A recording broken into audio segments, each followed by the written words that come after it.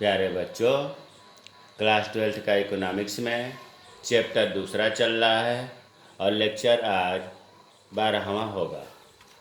11 lecture दिया जा चुका है और ये बहुत ही महत्वपूर्ण पाठ चल रहा है, उपभोक्ता व्यवहार का सिद्धांत। इसमें आपको बजट रेखा पढ़ा दिया गया है और बजट सेट भी पढ़ा दिया गया है। आज के लेक्चर में हम इस पर सवाल हल करेंगे। तो देखते हैं, सावधानी से सवाल को देखेंगे। एक उपभोक्ता दो वस्तुओं मतलब एक्स वस्तु, वाई वस्तु या x1 वस्तु, x2 वस्तु का उपभोग करने के लिए इच्छुक है। दोनों वस्तुओं की कीमत क्रमशः 4 रुपये तथा रुपये 5 है। उपभोक्ता की आय रुपये 20 है।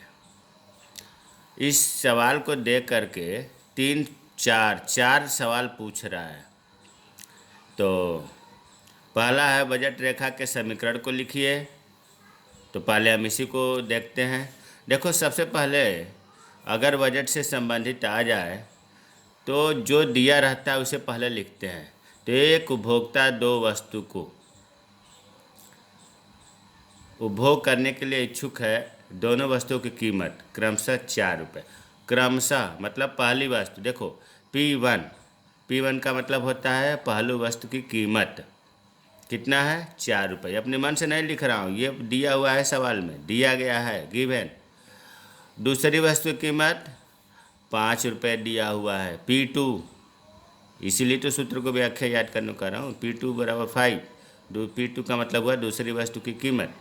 और उपभोक्ता की आय 20 रुपये है। तीसरा आइटम दिया है M बराबर 20। अब पहला सवाल है बजट रेखा के समीकरण को लिखिए। तो बजट रेखा ये हल करने को है, तो समीकरण पूछ रहा है। आपको लिखवाया गया था, समीकरण है बजट रेखा का P1 x1 plus P2 x2 बराबर M। ये समीकरण है बजट रेखा का। और जल्दी जल्दी में बच्चे क्या करते हैं, बजट सेट का समीकरण लिखाते हैं, गलत हो जाता है। बजट सेट का समीकरण अलग है, बजट रेखा का समीकरण अलग है। तो P1 बराबर पहली वस्तु की कीमत, P2 बराबर दूसरी वस्तु की कीमत, x1 बराबर पहली वस्तु की मात्रा, x2 बराबर दूसरी वस्तु की मात्रा। ये आपका पहला हो गया बजट रेखा के समीकरण। अब दूसरा सवाल है उपभोक्ता यदि अपनी संपूर्ण आय वस्तु x, वस्तु 1, ध्यान दो x नहीं दे करके वस्तु 1 का रहा है, पर व्यय कर दे, तो वह उसकी कितनी मात्रा का उपभोग कर सकता है। उसके पास कुल 20 रुपया है और वह दूसरी वस्तु को मना कर रहा है, कह रहा है कि पूरे 20 रुपये का पहली वस्तु खरीदे, तो कितनी मात्रा खरीदेगा। तो इसको हल करने के लिए पहले हमको ये सूत्र लिखना पड़ता है, बजट रेखा का समीकरण। तो बजट रेखा का समीकरण लिख देते हैं फिर से यहाँ पर। P1 x1 plus P2 x2 बराबर M। अब ये कह रहा है इन पर मान रखेंगे। दूसरा सवाल हल हो रहा है कि वस्तु 1 पर व्यय करना है।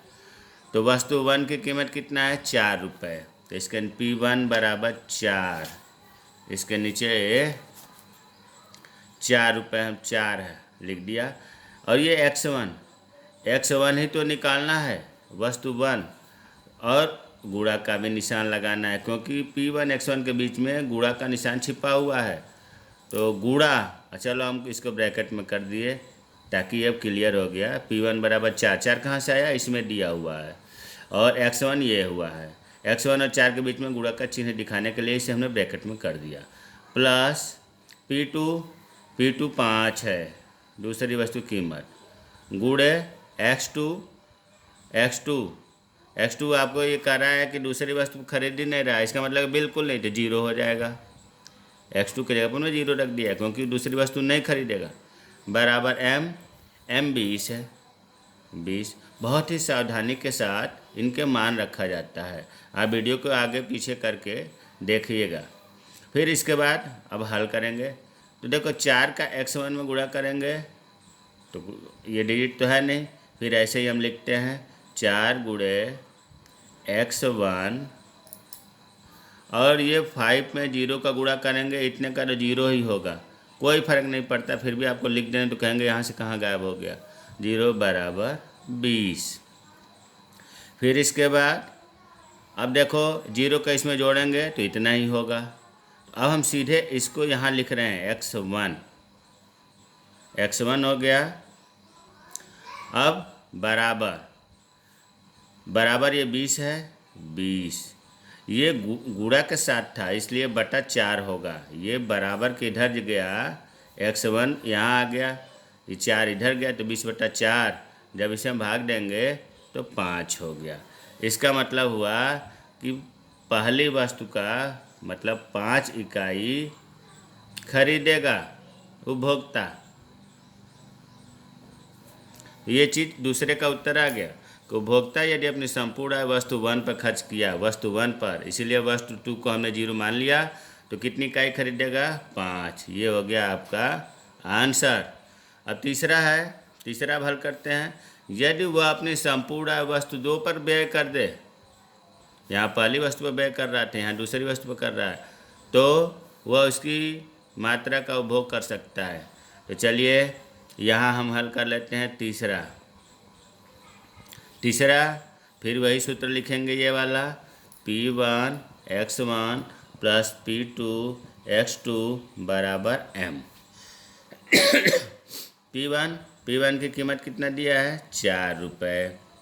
और x1 अब यहाँ दूसरे वस्तु पर खर्च करने को कर रहा है, तो x1 को हम 0 मान लें, 0 यहाँ पर, क्योंकि x1 को खर्च ही नहीं करना है। प्लस P2 सवाल में दिया हुआ है 5 दूसरी वस्तु की कीमत, और गुणे x2, ये गुणा का निशान है तो इसे हम ब्रैकेट में कर दिया, x2 बराबर m यहाँ 20 दिया हुआ है। ठीक है। अब इसको आगे जब हम हल करेंगे तो 4 का 0 में गुणा करेंगे तो 0 होगा, और फिर 0 का इसमें जोड़ेंगे तो इतना ही होगा। तो फिर यहाँ हम इसी को यहीं ख़त्म कर देते हैं। अब इसको लिखते हैं 5 गुणे x2 बराबर 20। अब इस x2 को यहीं रहने देंगे, क्योंकि हमें x2 ज्ञात करना है ना, दूसरी वस्तु की मात्रा, तो यहीं रहेगा, बराबर ये 20 यहाँ, और ये 5 बटा में चला जाएगा 5। इन्हें जब कटाएंगे तो 5 के 20। इसका मतलब हुआ कि 4 इकाई खरीदेगा। ये आंसर हो गया। देखिए सवाल बहुत आसान है, अगर समझ में आ जाए तो ये बहुत आसान है, सूत्र याद रखना होगा। अब तीसरे पर आते हैं, चौथे पर। पहले का ये हल हो गया, दूसरा ये हो गया, तीसरा ये हल हो गया। अब चौथा, बजट रेखा की प्रवृत्त ढलान क्या है? पहले तो आप ये जानें कि बजट रेखा का ढाल क्या है, अगर प्रवृत्त ढलान क्या है। तो मैं बताया था कि एक वस्तु की x वस्तु की इकाई बढ़ाते हैं तो y वस्तु की इकाई घटाना पड़ता है, इस वजह से ढाल होता है। इसका सूत्र बताया गया है, बजट रेखा का ढलान, प्रवणता भी कहते हैं। इस ढलान बताया गया है P1 बटा P2। P1 बराबर क्या बताया गया था? पहली वस्तु की कीमत, और P2 बताया गया था दूसरी वस्तु की कीमत। अब जब तक सूत्र नहीं याद रहेगा तब तक सवाल नहीं हल होगा। अब देखो P1 दिया है सवाल में 4, अब हम मान रखते हैं 4, P1 बराबर 4, और P2 दिया है 5। जब हम इसको भाग देंगे, यहाँ भाग दे करके देख लो, 4 में नहीं जा रहा है, तो सबसे पहले दशमलव बढ़ाएंगे, यहाँ 0 बढ़ेगा, दशमलव बढ़ा कर 0 बढ़ा, अपन 40 8 बार गया, 40 कट गया, 0.8 बराबर 0.8 कहिए या 0.8 कहिए, ये आंसर हो गया। तो बजट रेखा का ढलान देखो कितना आसान है। इस प्रकार ये आपका 4 सवाल हल हो गया। एक सवाल और देखते हैं। मान लीजिए कि कोई भोक्ता अपनी पूरी आय का व्यय करके वस्तु 1 की 6 इकाइयाँ तथा वस्तु 2 की 8 इकाइयाँ खरीद सकता है। दोनों वस्तुओं की कीमतें क्रमशः 6 रुपये तथा 8 रुपये उपभोक्ता की आय ज्ञात कीजिए। पहले तो हम ये देखेंगे कि इसमें क्या दिया है और क्या नहीं दिया है। तो देखो, एक्स वस्तु मतलब वस्तु वन को क्या कहते हैं, x1 बराबर 6 हो गया। और वस्तु 2 x2 बराबर 8 हो गया। दोनों वस्तुओं की कीमतें 6 रुपये, P1 बराबर 6 रुपये तथा P2 बराबर 8 रुपये। ये गिवन है, ये अपने मन से नहीं लिखा हूँ, सवाल में दिया हुआ है। अब उपभोक्ता की आय पूछ रहा है, M बराबर पूछ रहा है, तो अब आप सूत्र लिख लेंगे। सूत्र आपको पता ही है, क्या है सूत्र, P1 x1 plus P2 x2 बराबर M। कितना सीधा सीधा यही पूछ रहा है, इधर का मान दिया हुआ है। तो देखो P1 कितना है, 6। ये दोनों के बीच में गुणा का निशान होता है, तो 6 गुणा x1 कितना है, 6। P1 का मान रख दिया, x1 का मान रख दिया, और P1 x1 के बीच में गुणा होता है। प्लस, ये ध्यान दो प्लस है।